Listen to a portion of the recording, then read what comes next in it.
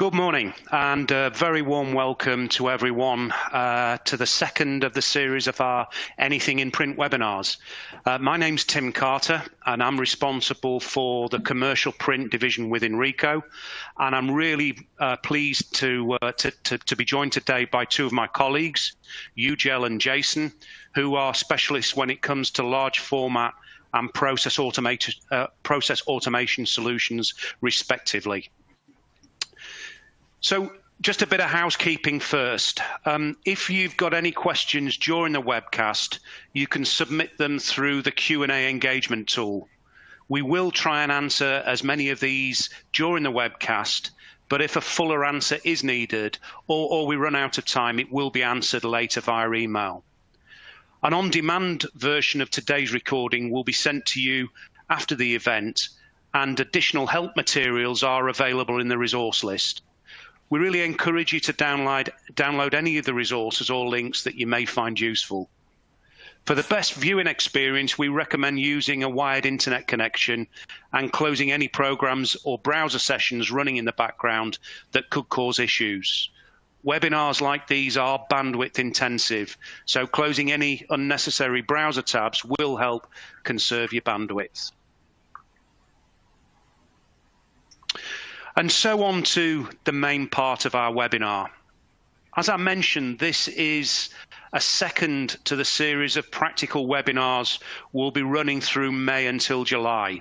And we'll be covering a wide range of topics, including tactical advice on how to manage transformation, driving more value in the digitally printed page, and developing added value services to core business. I hope you attended the first episode in which we jointly presented with the BPIF and the IPIA. If not, the event is available on demand as well as from the resource list. Today we've got a packed agenda of discussion topics again, this time focusing around the third stage of the McKinsey model, which covers the return to the next normal. Just a reminder that we chose the 5 R's from the McKinsey model, as it's called resolve, resilience, return, reimagination, and reform. And because we feel this precisely fits the journey that any organization, print or otherwise, will have to take on during these very difficult times.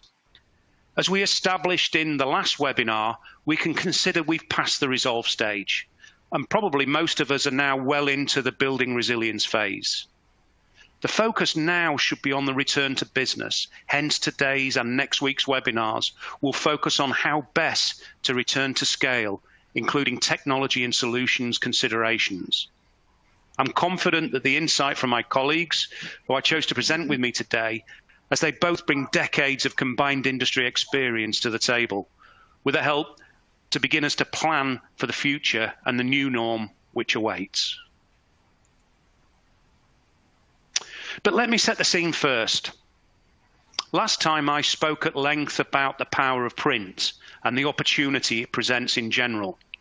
It is still the most tangible, the most impactful, and the most sustainable method of communications. Humans crave the physical interaction, and print stimulates senses like no other communication. In spite of many challenges and competing digital formats, print and our industry still remains relevant, enduring, and effective. Today, we can virtually print anything, and this statement is even more representative of the large format sector. Printing on any surface for industrial, hospitality, or domestic purposes, with the right technology in place, large format print is only limited by your own imagination. But as Marianne Stefani and Charles Jarrold, CEOs of IPIA and BPIF, pointed out in our first webinar, innovation plays a vital part here. And as we as an industry are really adept at making technology investments and making them work to our advantage. What can be achieved today with a relatively small investment was unheard of 10 years ago. Consider the historical investment required for a full screen print process in comparison to the investment levels required to benefit from the latest latex solutions available today. In the last 2 weeks, print has made a lot of headlines yet again, starting from PPE efforts through to supporting critical communications via safety, textile, floor and display graphics. The agility in print service providers' response to the COVID situation has been phenomenal and should be applauded and celebrated. The coronavirus has made our physical and economic world change. We know that much. As it's impossible to accurately predict future, we have no choice but to stay flexible when it comes to trying to project the impact of the economic restart. From our position, however, we can try to project the impact upon digital printing world by separating the short from the long-term concerns and looking specifically at macro trends in vertical markets, one of them being graphic large format. Recent IT strategies research tells us that there is a real silver lining for digital print. In the immediate post-coronavirus world, print orders are expected to be small.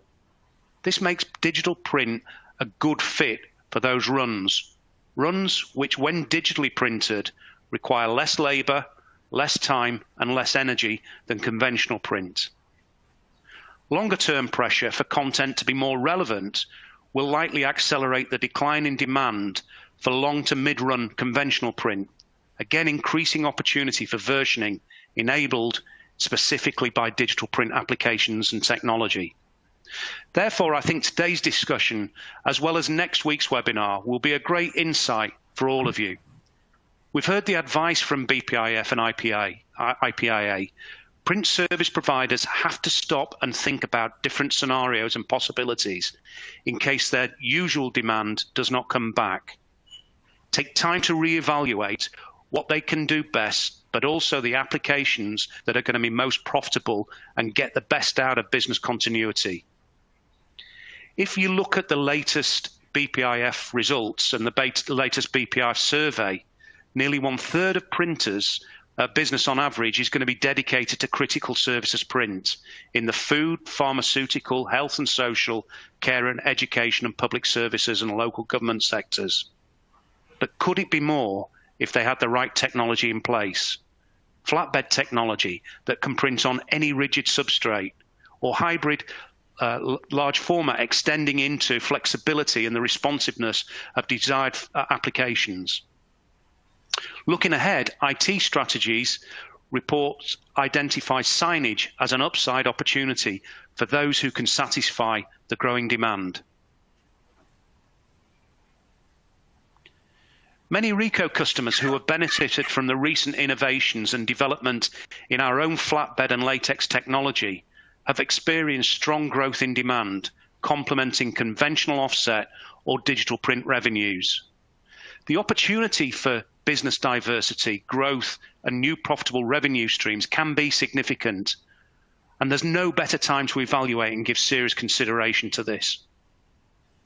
With digital print growing 20% year on year on average, this growth is predicted to be accelerated whilst we find the new normal. There will be less appetite for mass-produced print, but more for digital print, that's for sure. Graphic large format plays a big part in this as well.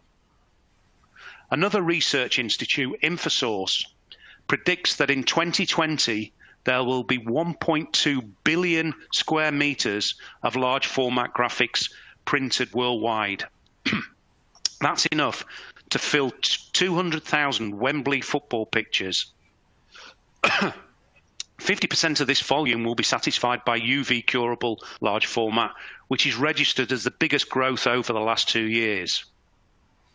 The move toward digital print production methods is driven by the demand for shorter runs and faster cycle times, the expectations of personalization and versioning, the growth in web to print, the expanded range of substrates that are now available and supported, environmental considerations, and finally, integration across multiple channels and the migration to a service provider model. And lastly, before we move to the panel discussion, let's bring it home a little bit more.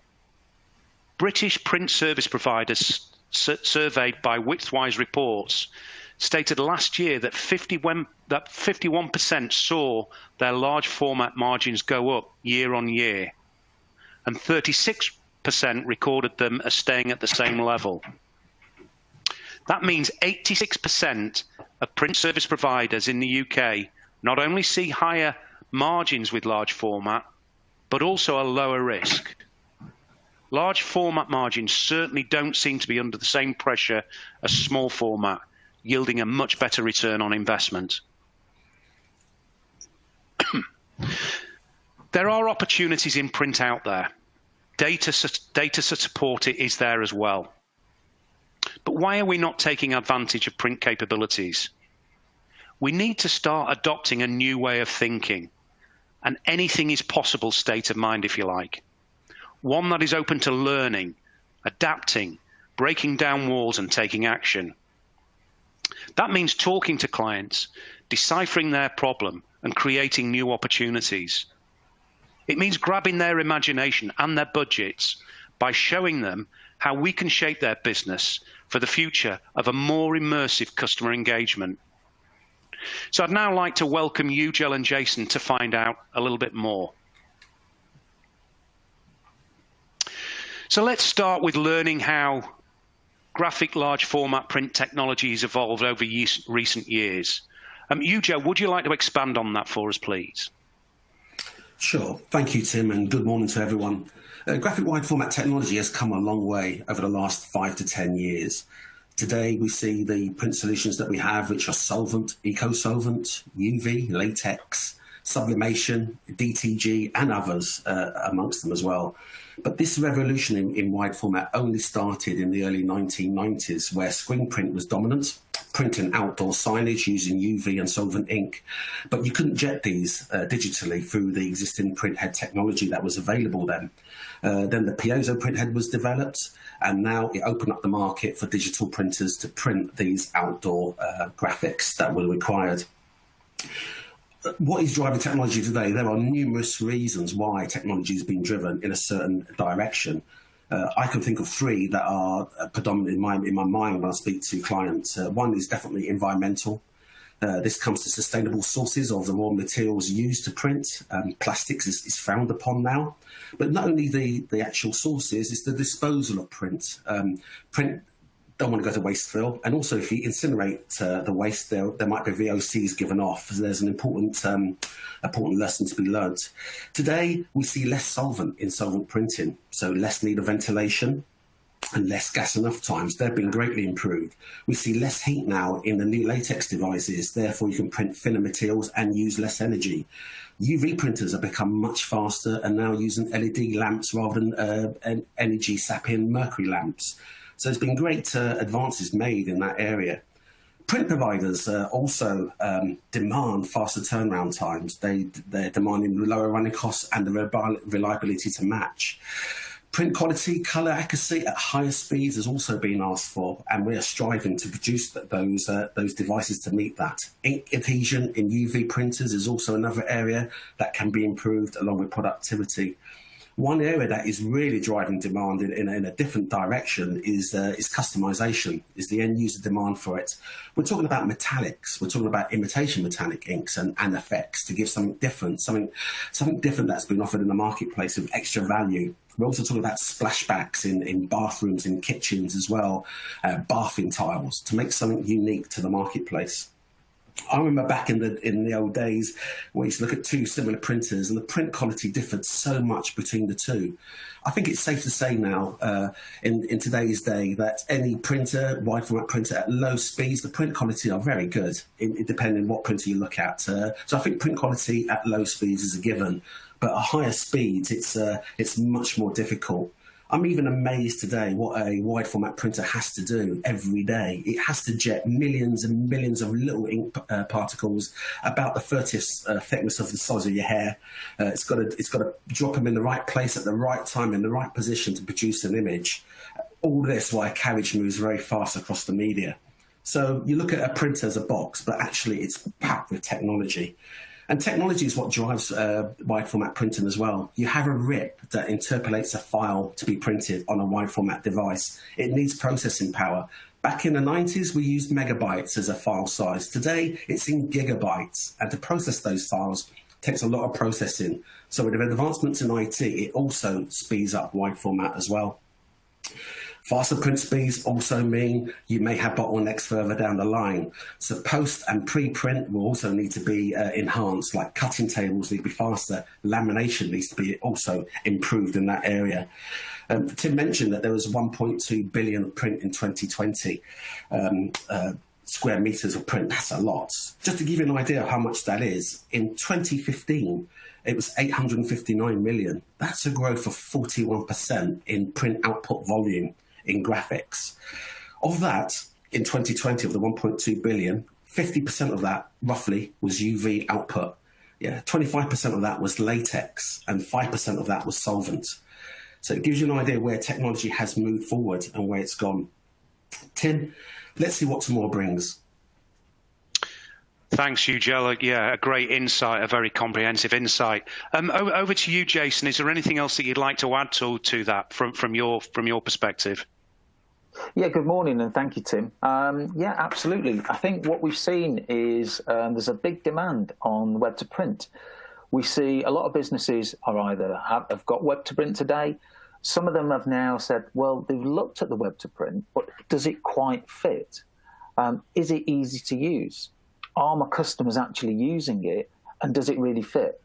Is that a B2B website, or is it a B2C?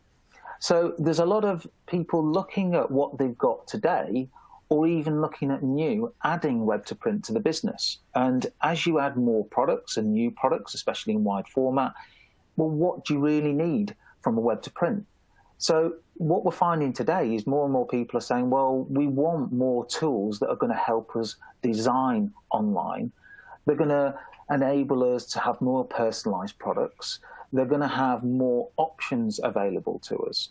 And that's why people are looking at what they've got today, whether it fits those requirements. Because what they're finding is customers are now spending the time to look online, but the crux of it is how easy is it to use the web to print. And so what we're going to see now for the future is, can we design easily online?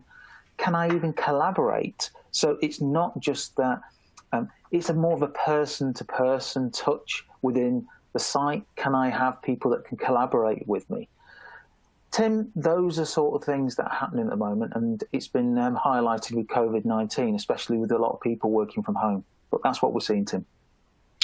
Thanks, Jason. Again, a great insight. So moving on. I mentioned already that profit margins in large format tend to be higher than with small format.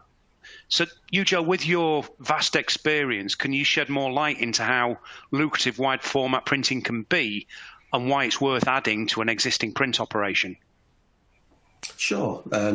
We have a choice to make moving forward. Why invest into wide format? Well, the other way of thinking about it is, why not just wait and see what happens? Let's not invest. Yeah, that's another way forward. For me, I think I can give you 1.2 billion reasons why I think investment in wide format should be made. It's a good indicator of the growth in this market. It is predicted to grow by about 12%, 20% overall in digital print. So it's never been a better time to invest in wide format printing. We had the BPIF and the IPIA discuss passionately in the first episode of Anything in Print about how business owners should use this time to reset and plan ahead, to invent themselves and redefine their businesses, which I thought was very apt. Because the way we think normal was before what happened and what is happening now may never return, or it might come back. Yeah, and to move forward, print providers drive demand. So what would they like the new norm to be? You know, where are you now? Where do you want to be? And how are you going to get there? I truly believe to invest in wide format is a good way as a revenue generator. It ticks all the right boxes as we see what to invest in. There's little expertise required to run a wide format device. If you know how to operate a PC, then in my mind, you can operate a wide format device. Finding new opportunities is much harder than keeping existing ones. So by offering another service to your clients, you can become sticky with them, offer them a full service print provider, offer a print providing service to them, and gain as much wallet share as you can from each client that you have. Because the question really is, do you really understand your clients? Do you really understand their exact printing needs? I've come across organisations where you have two buyers side by side buying print, and one doesn't know what their one's buying. So it's about getting to know your clients very, very well and making them stay with you. Yeah. You mentioned, Tim, it's highly profitable. 51% of PSP say margins are going up. I don't know exactly what the other 49% said, Tim, but I can only guess that they were charging too much to begin with. I love the term wallet share, and I think that's very applicable and very apt with our customers moving forward. It certainly provides, from my experience and from what customers tell me, it certainly provides great opportunity to expand the applications and business opportunities. Jason, what are your thoughts? Yeah, I think as people go into either new markets or even looking at the market they're in today, it's the integration points which are a key to consideration. I think we talk about profit, but we also look at cost and how accurate it can be. So estimating a large format job can be complex in some ways. It's ink substrate, it's the time to produce, it's what manual intervention is involved in that. So there's a number of different considerations that you've got to look at within the process of taking on this. And it might involve some change within the business. So although taking on new products, you've got to consider what the changes are going to be and how it's going to affect. Can I bring these jobs in line with what I do today? Have I got to think about my web to print? Have I got to think about the back office? And really the key thing is that going into these new products, it is profitable, but you've got to think about it and plan ahead around how you're going to produce it. And what that's doing is making people think about the things that they produce today and how profitable they are on other jobs.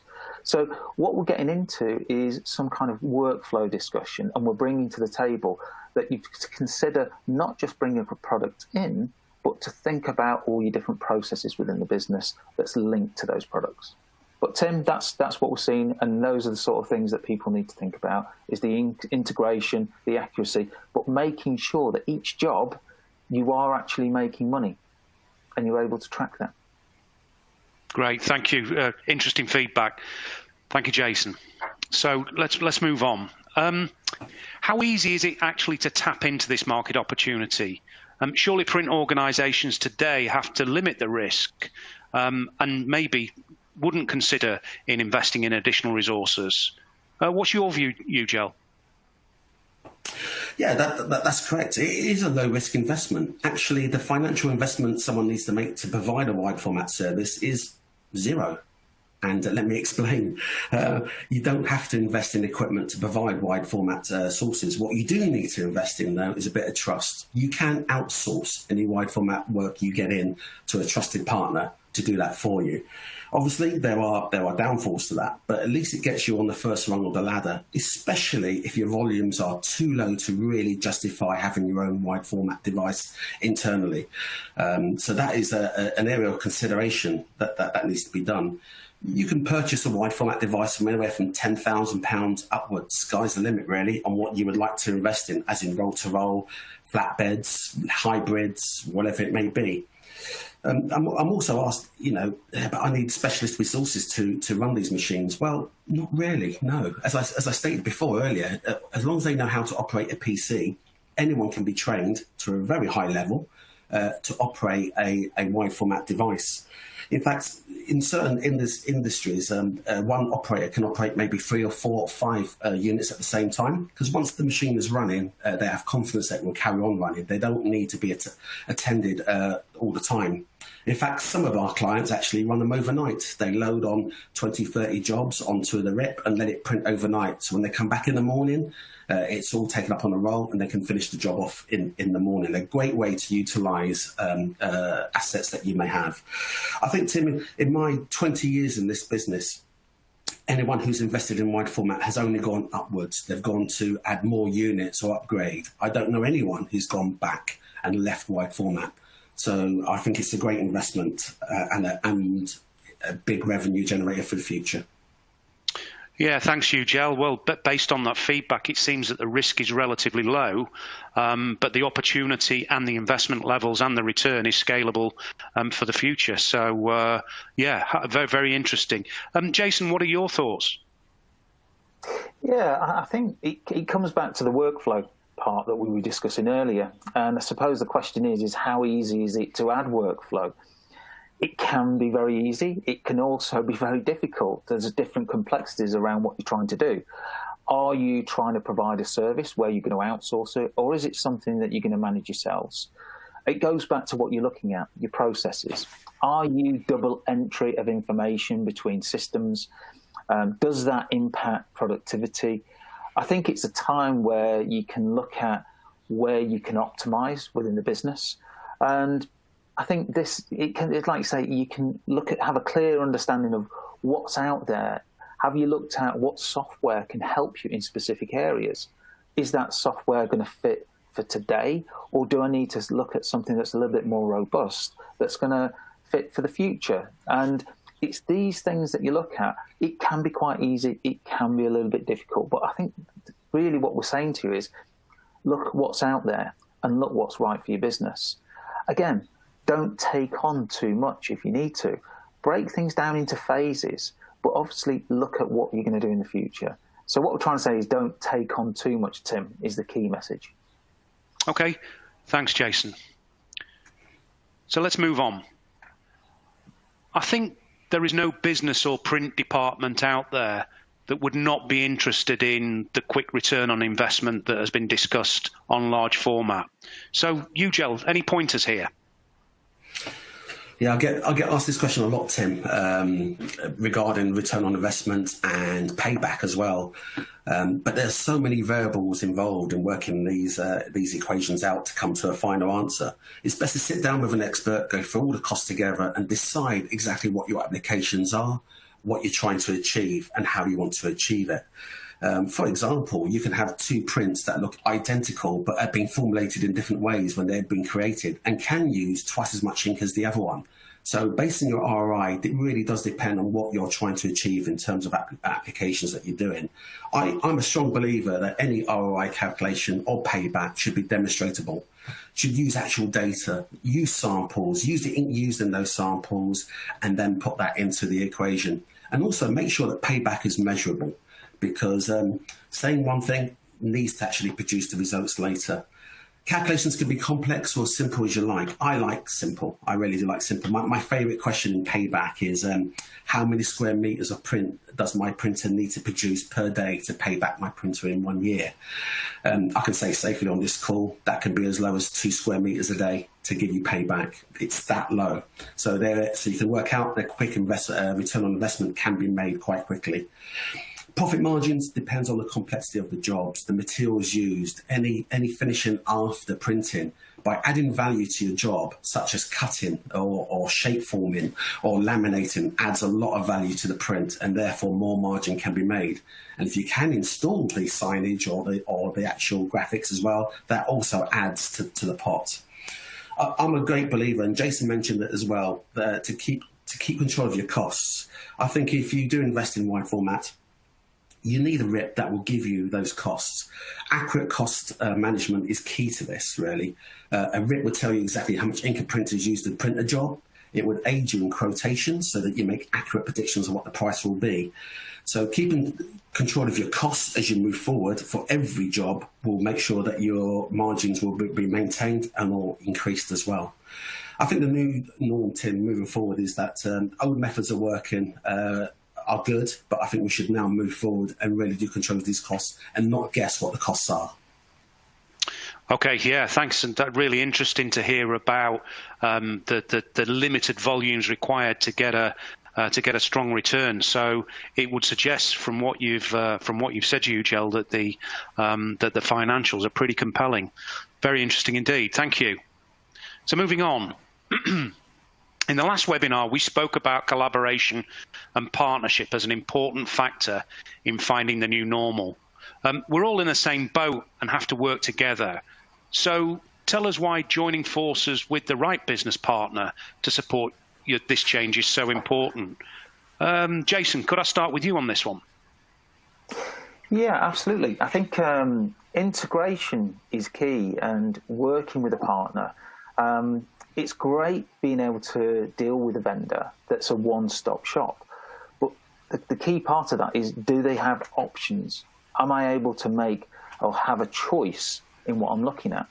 And what's key to that is the integration point. Have I got a vendor that can work with me, not replace everything that I've got within my business, but work with some of the systems and software that I've already got in place? Can they enhance what I'm looking to achieve, which is deliver automation, reduce costs within the business, but do it in a way where what you've got within the business can also link with what I'm looking for the future? So have I got something that's going to give me real visibility across my old processes, not having to throw everything out, but keep some of the things that are really adding value today? And obviously being presented with the options, Tim, that is the key message, is working with a vendor that has a roadmap, has visibility, understands the marketplace, but somebody that you can work with, that you can trust. Ideally, you're not just looking for somebody that's just going to sell you a piece of software or a solution in isolation.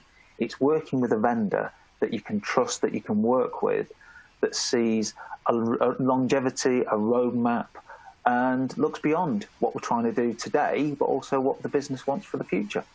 That's quite important, Tim.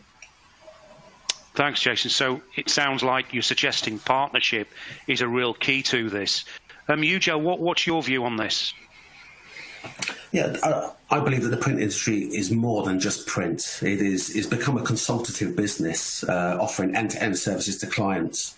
So from recommendation of what printers to buy and how that will solve issues, from print providers providing those solutions to their clients, is also consultative. It's a win-win situation. We're all in the print industry, and our success is our client's success, which is our print provider success. So we rely on each other all the time for this. For me, everyone has to up their game in terms of what we provide now in this new norm that we're working on, because margins will be squeezed and orders will be less, as you said at the beginning, Tim. But it's more than that as well. It is a true partnership, and the true partnership means that we help each other. It's a simple example I can give you is when someone wants to buy a wide format printer, they see a bit of space, it will fit in that gap, I'm going to buy it. Yeah, but have you considered your material? Yeah, but I'm going to keep that in the store behind. No, it needs to be by the printer at the same temperature so it prints properly. So you need space for your actual print. And when you do your 4 metre, 5 metre long graphic print, where are you going to finish it? You're going to need a finishing table. That's going to take up another 3 metres by 1 metre space. Simple examples of advising and giving good advice on what to do with print is critical in this, so that we all work together and come to the same goal. I also believe that partners should also be there when you need advice and to service and to make sure things work as well in terms of what we do. I'm a great believer in long-term partnerships, Tim. It breeds success.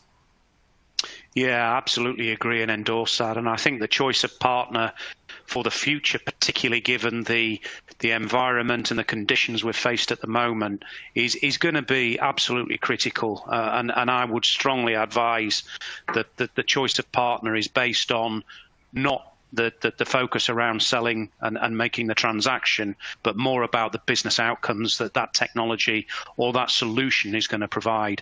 And it's something that fundamentally at Ricoh we're very focused on. Thank you. So moving on. Ujal, I understand you've a proven step-by-step approach you help your customers with. So can you please share with us your best practice? Sure.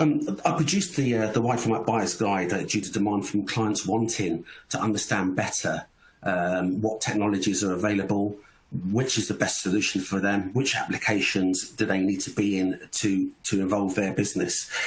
So I wrote this document, and it's free to download from my resource list, and it's been highly successful. It's gone beyond our expectations, actually, and the discussions we've had on social media, on LinkedIn and so forth, and led to further discussions, has been tremendous. So really excited by it. So please feel free to download it if you feel that it will be of help to you. The buyer's guide it gives the essence of what wide format is, and I'll just spend a couple of minutes going through some of the areas and topics that it that it will produce. So first of all, it talks about the platforms. As I discussed before, there's solvent, there's latex, there's UV as well, printers, and what are the benefits of each, and what to look out for when deciding what is the best platform for you to move forward. You've got to remember there's overlap between all of them. They all do similar things in similar ways, but some are more expert at doing certain aspects of it. You've also got inks and white, and white ink is becoming more and more important. I mentioned to you customization, where people want metallics. Well, you need white ink to be able to reproduce those metallics. You need white ink also to print onto substrates that are not white, that are darker in colour. White ink in the past has had some bad press in terms of reliability. That's all been solved now. It's all very good, and it can actually reap rewards in terms of different applications that you do. Print quality, I mentioned at low speeds. Print quality is good everywhere. I don't know. I've not seen a printer that produces bad quality at low speed. It's when you get to higher speeds that print quality then comes into its own. It's much more difficult to control in terms of technology. And in terms of colour management, very important. You want colour management and colour consistency. And this is where the RIP plays an important part. So understanding your RIP, understanding how to get the colours you want, the accurate reproduction of the colours is also very important. I'll come to workflow, but I'll come back to you, Jason, on that, because I think you're in a better position to answer that question. And we come down to service and support, very critical in terms of service and support. And support, we don't just mean fixing things. We're talking about preventative maintenance. We're talking about advice. We're talking about getting the best out of your assets as much as possible and giving that advice moving forward. Going back to workflow, Jason, can you expand on that? Yeah, absolutely. I think throughout the discussion, we've talked about workflow, we've talked about processes, we've talked about the considerations you need to make. And a lot of organisations look at, well, I'll put a device on the floor. It's got to be bigger. It's got to be faster. And that's not always the answer. I think organisations can look at doing things more intelligently. And again, that's where the workflow does come in. And I think in some ways, some people have got to look at, is there a reset button that I can press? Can I take a view on my business today and be more optimized and put software in? So what you should be doing is really, for workflow or for moving forward, is pick a point that you're actually prepared for and ask yourselves questions and look internally and say, do I have the right front end that's going to help my business adapt and change quickly? Because those have been some of the challenges, is people have wanted to bring new products to the market but haven't been able to do that. It's potentially just on the front end. So the ones that have got through have been the ones that have been able to adapt very quickly. People are now looking at their processes because they've had to work with fewer people. They're now saying, well, do I need to optimize what I'm doing? Is it something that I need to look at within my business?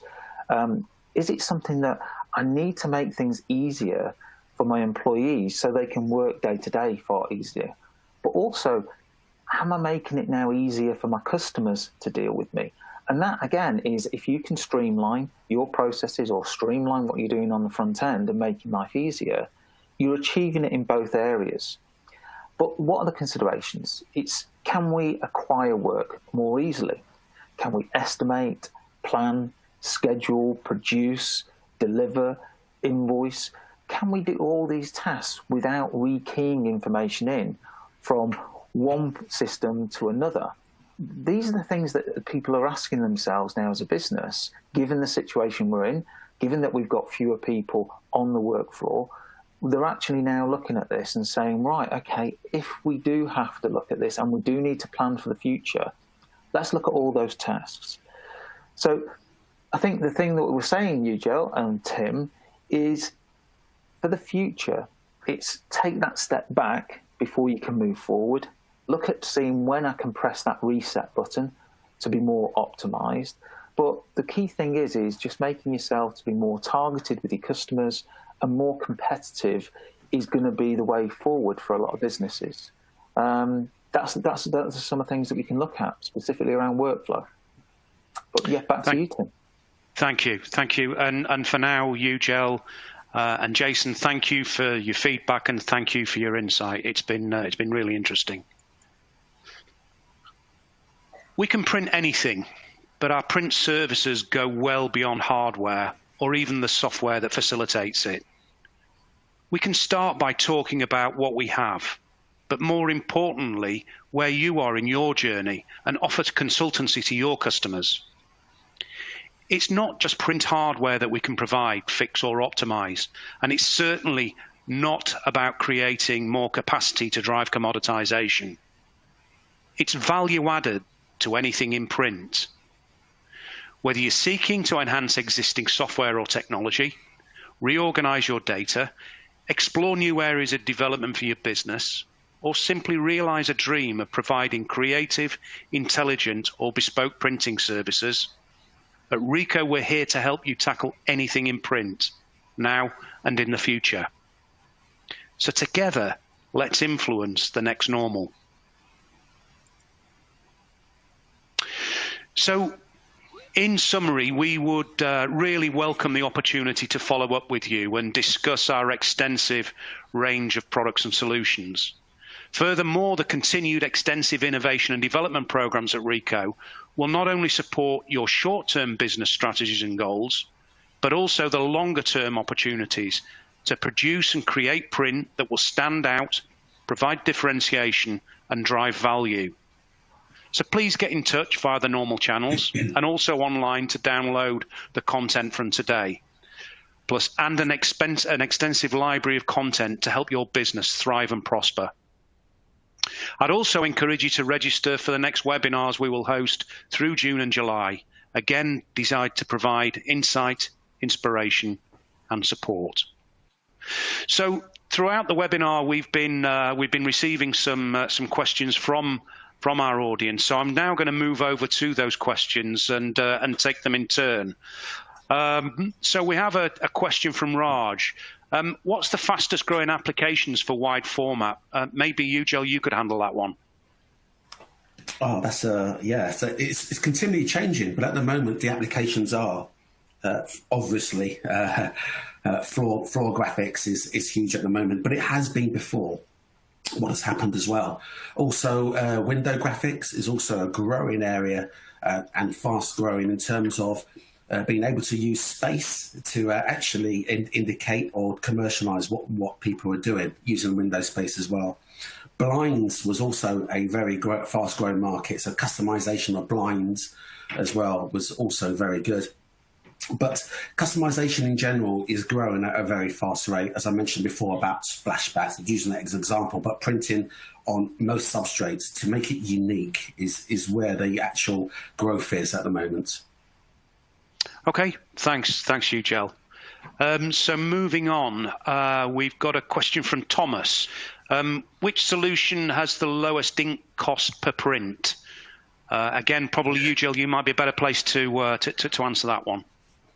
That's a difficult one to answer. Good question though, but that's a difficult one to answer. In terms of, it depends on what you're printing. So obviously, but it depends on what printhead technology you have in your printer. It depends how much ink is used. I can only vary that with fuel. You know, unleaded is cheaper than diesel, but you get more mileage per gallon per diesel, so the cost per mile is less in terms of what you're doing. But all the printers are roughly the same ink usage per square metre. There's only about 1 mil or 2 mil difference between the two. Where you do use more millilitres, therefore the cost goes up, you get added benefit in terms of that cost. I'll give you an example. Flatbeds will print direct to substrate. Yeah, it might cost a bit more on ink, but the thing is you don't have to mount the print if you print on vinyl and mount it on a board. So there are productivity gains as well. It all depends on your application. That's the best way I can answer that question. Thanks, Ugel. So moving on, question from Lindsay. Workflow in mind, where do you see the biggest cost saving? Jason, I think you're probably best placed to answer that one. Yeah, thanks, Tim. I think every business is different. The only way of doing it is understanding your end-to-end processes, and by doing that you need to do a discovery. You need to look at the key areas, but having somebody do that hand in hand with you that's got a vision of knowing what can actually optimize, that's going to be sort of key. But everybody's different, the cost savings are going to be different, but typically you will find there's a return on investment that you can work to. And it's going to be people, it's going to be machines, it's going to be streamlining. But yeah, I suppose the cost saving is going to be different for everybody, but it is there. Okay, thanks, Jason. Moving on, another question from Ian. How do you know if your workflow is optimized or not? So again, probably Jason, if you want to maybe respond to that. Yeah, absolutely. So I think it's more about, well, how many times does somebody touch a job in your business? That's really when you do those counts, or you look at particular jobs and you work through and look at how many manual touch points there are attributed to it. I suppose that will determine if you're optimized or not. It's reducing those touch points that's key. Great, thank you. Question from Karen. Is white ink widely used? And what is your take on metallic inks? Joe, could you respond to that one? Yes, white ink is growing in popularity, as I mentioned before about customization. That's where white ink really plays a big part. Also window graphics and floor graphics. In UV, it's massive, white ink. It enables you to print onto different coloured substrates, onto woods, onto dark tiles.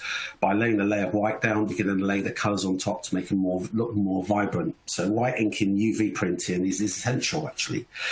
In terms of latex and solvent, metallics are playing a big part in terms of customization, again, making them unique. You need white ink. So the way you can do it is by having a silver media and laying on CMYK on top to create these metallic effects, using software to do that. The white ink is used then to blank out the metallic and not show it as a metallic side of things. So that's becoming very, very important. Print onto the acrylics as well, using white ink as a full flood system, or just using it as background, is also growing in demand. White ink today is very reliable to use, and it works very efficiently as well, and it adds that little extra to what you do. But do remember, in certain instances, white ink does slow down the printer. So if productivity is key, then that should be bared in mind. Thanks, Joe. Moving on, from Dave. You say latex and solvent printers can both do outdoor print. Where would I use one over the other? Again, probably best for you. Yeah, sorry, Tim, that's a good question. It's all application driven. So, like I said as well in my talk, there's an overlap between all technologies, between UV, latex, and solvent. And solvent plays a massive part in print. It might not have the volume coming out of it, but what it does achieve is very important in terms of graphics. I suppose if I had to choose one or the other, and based on application, let's choose an example. If I was doing vehicle wraps all day, and that was my thing, I think I would choose solvent, not because it's better than latex, it's because it keys itself better into the material and allows for lamination and lasts that little bit longer on a vehicle. But however, if I was doing vehicle wraps and internal work like wallpaper, because wallpaper is another growing industry, I would tend to maybe go for latex. But really, it does depend on the application you are looking for. Also, if you want really fast turnaround times in print, then latex, there's no drying time involved with latex. It's out the printer dry, ready to be post-print processed in terms of lamination or cutting. With solvent print, you do have to wait for it to gas off. But if you have the time, then maybe solvent is the best solution. So yeah, good question. Thank you. Thanks, Joe. Moving on, question from Daniel. When it comes to web to print, a very important factor is obviously the software to be used. Is Ricoh interested in investing more in web apps to actually help both printing companies as well as their clients to generate a better workflow? Over to you, Jason, I think. Yeah, I think that there is, I suppose it's how open or what you want to achieve. So there are customers that want to use apps. There are people that want to use web to print. It's how you can bring all those together. Within Ricoh, we have lots of different areas of focus with software. Some are just automation tools, some are just linking systems, and they can be something from end to end. I think the message is that we've got a lot of products and we've got a lot of solutions It's really down to what you want to achieve. But we're more than open to talking to you and looking at specifics. But Ricoh are always looking forward rather than just looking at what we've got. So yes, we can help and we can work with pretty much anybody. The way that I look at it is that Ricoh probably have the most open architecture and systems in the marketplace. Great. Thank you, Jason. Moving on, a question from Adam. Where do I start and what resources will I need? Jason, do you want to start that one and maybe hand over to you, Joe? Because I think it probably will impact both software and hardware in terms of the response. Yeah, I think just picking on the software piece is that there needs to be a stakeholder in the business, and there's a couple of different views. It's where is the business today, where is it going in the future, and the buy-in to say that there is a key stakeholder from within the business that has that vision. You're also going to need the people that are on the shop floor or in the back office. You've got to have an understanding, because a lot of the businesses think they do things in certain ways, but it's the people that actually do them that really do know. So you've got to be able to bring together the people that are actually doing things on the shop floor, that are handling different jobs, that really understand it. So it's got to be coordinated. So the two areas are, there's got to be a stakeholder, but also the people that really know what goes on the production floor, and bring that together, and you can pretty much identify where you should be starting and how you should begin a project. Thanks, Jason. And you, Joe, could you advise Adam on where he should start and what resources he might need from a hardware perspective? Sure. Hardware perspective, I would say always speak to your expert. Obviously, we're at hand here to advise. It's understanding your business and where you want to take it, understand the applications that you would like to print. What are your customers and who are they, and how would they like to receive that print as well? All this adds up to a solution building scenario whereby return on investment can be made as discussed. But all print is application driven. So we need to understand the applications in more detail. What materials do you want to print? What's the audience you're trying to reach with this print? And then take it further from there. But yeah, speak to an expert to advise you. And resources builds up from that plan upwards. Thanks, you, Joe. And the last question we have in for now, and that's from John. Can latex printers do print and cut? I've asked that many a time, Tim. I think you're going to give me that question. Latex prints on multiple scenario of materials, so cutting those materials, it can be difficult. Print and cut is mainly on solvent printers, mainly to do labels and also to do signage, and also to cut out coloured vinyls. In terms of latex, I would always advise, if you're going to buy a highly productive machine, is do what it's supposed to do, which is print. Buy a cutter to do what it's supposed to do, is cut. So print, take it off the printer and cut it on a separate cutter, and then carry on printing, doing other jobs. It's my recommendation. Where the volume is not great, I suppose an integrated cutter with a latex printer will be beneficial. But again, as I said before, print providers drive demand, not only in print, but also in printer manufacturers. So if Ricoh are listening to this, maybe we might come up with an integrated latex print and cut system for the future. But yeah, that's where we are today.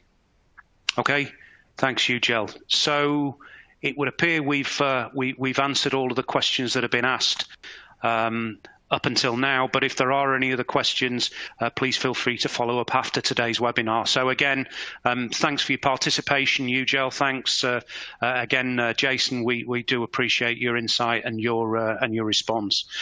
So finally, from me, just to wrap up today's webinar, I'd like to take the opportunity to say thank you to everyone who's taken time out to join us today. We hope today's webinar, plus the other webinars that we will be putting on through June and July, have been informative and enjoyable. And finally, I'd like to wish you safety and health moving forward. Thank you. And with that, I'm going to conclude the webinar.